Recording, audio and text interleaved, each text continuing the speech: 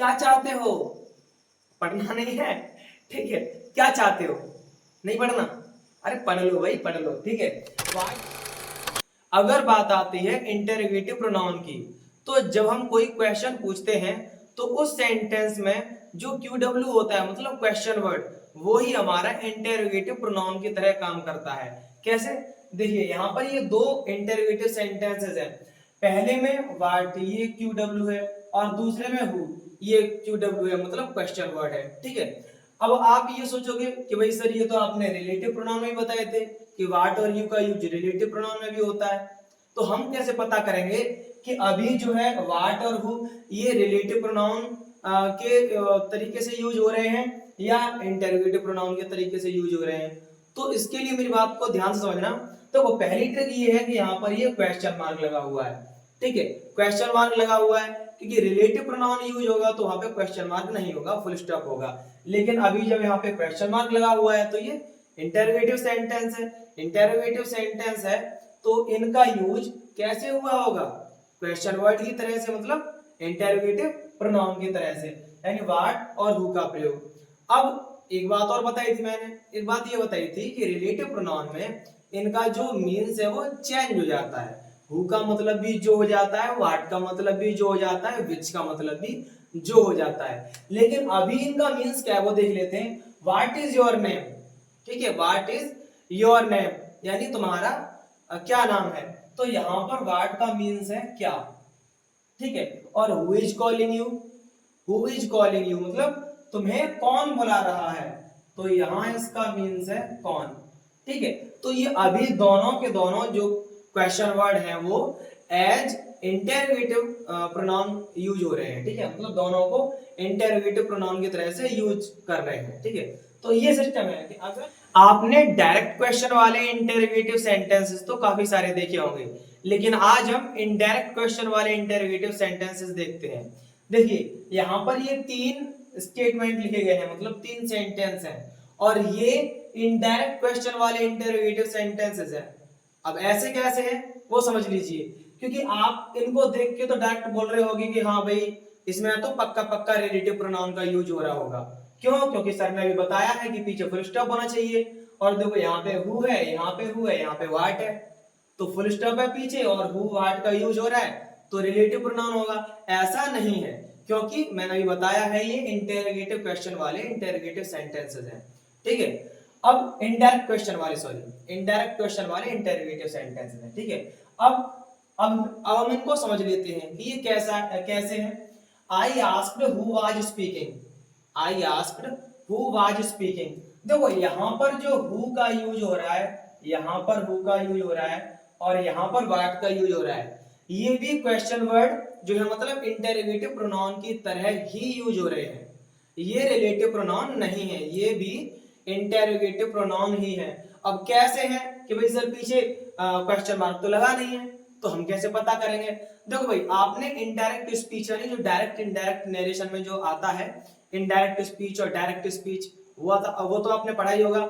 अगर वो आपने पढ़ा है तो यहाँ पर I asked who was speaking, मैंने पूछा हु वाज स्पीकिंग मतलब कौन बोल रहा था, मैंने पूछा कौन बोल रहा था। आई आस्क्ड ये रिपोर्टिंग वर्ब है, ठीक है। हु वाज स्पीकिंग ये इनडायरेक्ट स्पीच में बनाया गया है। तो जब आपने इनडायरेक्ट स्पीच पढ़ी होगी तो उसके रूल्स में एक रूल आता है कि इनडायरेक्ट स्पीच में जब किसी इंटरोगेटिव सेंटेंस को चेंज किया जाता है तो वहां पर क्वेश्चन मार्क हटा के फुल स्टॉप का यूज किया जाता है, ठीक है। तो ये वही है, यहाँ पर इनडायरेक्ट स्पीच में जब यूज हो रहा है तो पीछे क्वेश्चन मार्क नहीं है, पीछे फुल स्टॉप का यूज है, लेकिन है ये इंटरोगेटिव सेंटेंसेस ही इनडायरेक्ट वाली स्पीच में बताया था मैंने, ठीक है। तो I asked who was speaking, मैंने पूछा कौन बोल रहा था। तो यहाँ पर हु का मतलब क्या है? कौन। जब हु का मतलब कौन है, मींस चेंज नहीं हुआ, जैसा का तैसा ही है, तो रिलेटिव प्रोनाउन नहीं होगा, ये इंटरोगेटिव प्रोनाउन ही रहेगा, ठीक है। I don't know who is there, I don't know who is there, मैं नहीं जानता कि वहां कौन है। तो यहां भी हु का मतलब क्या है? कौन। इसका भी मींस चेंज नहीं हुआ, ठीक है। हु का मतलब यहां भी कौन, तो ये भी इंटेरोगेटिव प्रोनाउन की तरह यूज हो रहा है। Tell me what you have done, मुझे बताओ तुमने क्या किया, मुझे बताओ तुमने क्या किया, यानी व्हाट का मींस क्या।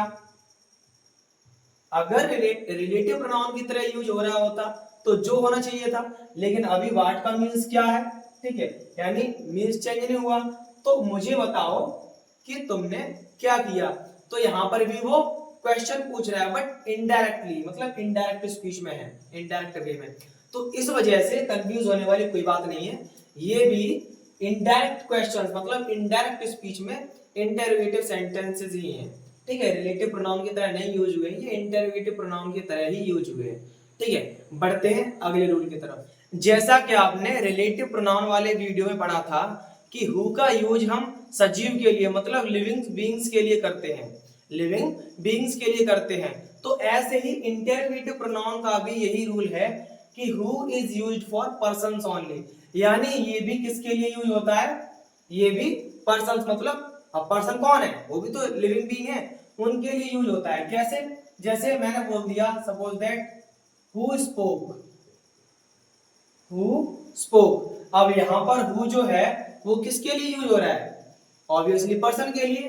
हु स्पोक, कौन बोला, किसने बोला, तो बोलने वाला एक पर्सन ही तो होगा, मतलब पर्सन का मतलब लिविंग बीइंग, लिविंग बीइंग तो होगा, कोई नॉन लिविंग थिंग नहीं होगा, ठीक है। जैसे who is there, who is there, वहां कौन है, ठीक है। तो यहां पे भी हु का यूज किसके लिए हो रहा है, लिविंग बीइंग के लिए। Who is calling you, who is calling you, ठीक है, हु इज कॉलिंग यू, तुम्हें कौन बुला रहा है। यहां पे भी हु जो है वो लिविंग बीइंग के लिए यूज हो रहा है, क्योंकि बुलाने वाला कौन होगा, कोई लिविंग बीइंग ही तो होगा, कोई सजीव ही तो होगा। तो इस प्रकार रिलेटिव प्रोनाउन में भी ये रूल रहता है कि भाई ये जो हु है वो सजीव के लिए यूज होता है, और इंटरोगेटिव प्रोनाउन में भी ये सजीव के लिए ही यूज होता है, ठीक है। आप लोगों को रिलेटिव प्रोनाउन वाले वीडियो में मैंने बताया था कि विच का यूज हम किसके लिए करते हैं, निर्जीव के लिए, मतलब निर्जीव वस्तुओं के लिए, नॉन लिविंग थिंग्स के लिए, ठीक है। लेकिन अगर बात आती है इंटरोगेटिव प्रोनाउन की, तो यहां इसका रूल थोड़ा चेंज हो जाता है। इसके रूल में क्या परिवर्तन हो जाता है कि जब बात आती है चॉइस या किसी को चूज करने की, ठीक है, तो वहां पर हम लिविंग बीइंग्स और नॉन लिविंग बीइंग्स मतलब सजीव निर्जीव दोनों के लिए विच का यूज कर सकते हैं। अब कैसे कर सकते हैं वो देखिए, जैसे विच इज योर फ्रेंड, अब मान लो काफी सारे लोग खड़े हों और फिर तुमसे पूछा जाए कि भाई तुम्हारा इनमें से तुम्हारा दोस्त कौन सा है, मतलब तुम्हारा मित्र कौन सा है, तो बोलेंगे विच इज योर फ्रेंड। अब हालांकि फ्रेंड क्या है, लिविंग बीइंग है कि नहीं, लेकिन फिर भी हम यहाँ पे विच का यूज कर सकते हैं रूल के हिसाब से, ठीक है, क्योंकि वहां पे वो चूज करने की बात कर रहा है, ठीक है। विच आर योर बुक्स, अब यहां तो सीधी सीधी बात है, मैंने बोल दिया लिविंग बीइंग और नॉन लिविंग बीइंग, ठीक है। तो यहां पर विच का यूज नॉन लिविंग थिंग के लिए हो रहा है, वो क्या है, निर्जीव है, ठीक है। तो बात आती है अगर चूज करने की या चॉइस की, तो फिर हम विच का यूज लिविंग बीइंग मतलब सजीव निर्जीव दोनों के लिए कर सकते हैं, नॉन लिविंग थिंग के लिए भी और लिविंग बीइंग्स के लिए भी। जैसा कि आपको याद होगा कि व्हाट का मींस रिलेटिव प्रोनाउन में जो होता है और इंटरोगेटिव प्रोनाउन में क्या होता है, ठीक है, सबको पता है कि व्हाट का मींस क्या होता है। लेकिन अगर इसके यूज की बात करें तो व्हाट का यूज नॉन लिविंग थिंग्स और स्टेटमेंट्स के लिए किया जाता है, ठीक है। कैसे, जैसे what have you found, what have you found, यहां पर व्हाट का यूज किसके लिए हो रहा है, नॉन लिविंग थिंग के लिए। व्हाट हैव यू फाउंड, तुम्हें क्या मिला, तो जो चीज मिली होगी वो एक वस्तु ही तो होगी। अब मान लो कोई मतलब कोई लिविंग बीइंग कोई जैसे यहां मिलने का मतलब क्या है, फाउंड क्या मिला, मतलब कोई चीज यानी कोई लिविंग बीइंग नहीं मिला होगा, ठीक है। मान लो कोई ऐसे थोड़ा ना है कि मान लो कोई बंदा अगर, चलो मानते हैं कि वो कोई बंदा गिर पड़ा या कोई लिविंग बीइंग कोई भी सजीव गिर पड़ा, ठीक है, और तो उसको हमने उठा दिया, अब जाना करेगा अपने घर ले आएंगे एक दो दिन के लिए, कुछ दिन के लिए, ठीक है। तो यहाँ जो हमारा माइंड सेट है वो उस चीज के लिए नहीं जा रहा है, लिविंग बीइंग के लिए नहीं, कि तुम्हें क्या मिला भाई लिविंग बीइंग में नहीं, यहाँ तुम्हें क्या मिला मतलब किसी वस्तु की बात हो रही है, रेफरेंस किसकी ओर जा रहा है, वस्तु की ओर, ठीक है, इस वजह से। तो what do you want, what do you want यानी तुम क्या चाहते हो, क्या चाहते हो, पढ़ना नहीं है, ठीक है, क्या चाहते हो, नहीं पढ़ना, अरे पढ़ लो भाई पढ़ लो, ठीक है। व्हाट डू यू वांट यानी तुम क्या चाहते हो। तो यहां पर मैं पूछ नहीं रहा, ठीक है, कॉन्सेप्ट क्लियर कर रहा हूं। व्हाट डू यू वांट, तो यहां पर तुम क्या चाहते हो, इसका मीन्स क्या है, इसका मीन्स ये है कि व्हाट किसके लिए यूज हुआ है, व्हाट यूज हुआ है स्टेटमेंट के लिए, क्योंकि वो बात कही जा रही है, वो स्टेटमेंट है, वो पूछ रहा है कि व्हाट डू यू वांट, तुम क्या चाहते हो, तो स्टेटमेंट हो गया ना, ठीक है। अगला है व्हाट डिड यू से, व्हाट डिड यू से यानी तुमने क्या कहा, व्हाट डिड यू से मतलब तुमने क्या कहा।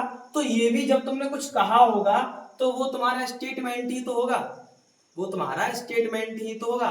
तो कहने का मतलब ये है कि व्हाट का यूज हम नॉन लिविंग थिंग के लिए और स्टेटमेंट के लिए करते हैं, ठीक है। लिविंग बीइंग के लिए मत कर देना, हाँ क्वेश्चन पूछने के लिए वैसे अगर किसी लिविंग बीइंग से क्वेश्चन पूछना हो तो कह सकते हैं भाई कि व्हाट इज योर नेम वगैरह, ठीक है, लेकिन वैसे नहीं, पर्सनली किसी लिविंग बीइंग के लिए नहीं लगाएंगे, ठीक है। तो ये कुछ रूल थे जिन्होंने क्लासिफाई करके हमें बताया कि इन वर्ड्स का यूज हम कैसे रिलेटिव प्रोनाउन के रूप में कर सकते हैं और कैसे इंटेरोगेटिव प्रोनाउन के रूप में कर सकते हैं। तो क्लास अच्छी लगी तो वीडियो को लाइक कीजिए, शेयर कीजिए और चैनल को सब्सक्राइब भी कर लीजिए ऐसी लेटेस्ट अपडेट पाने के लिए।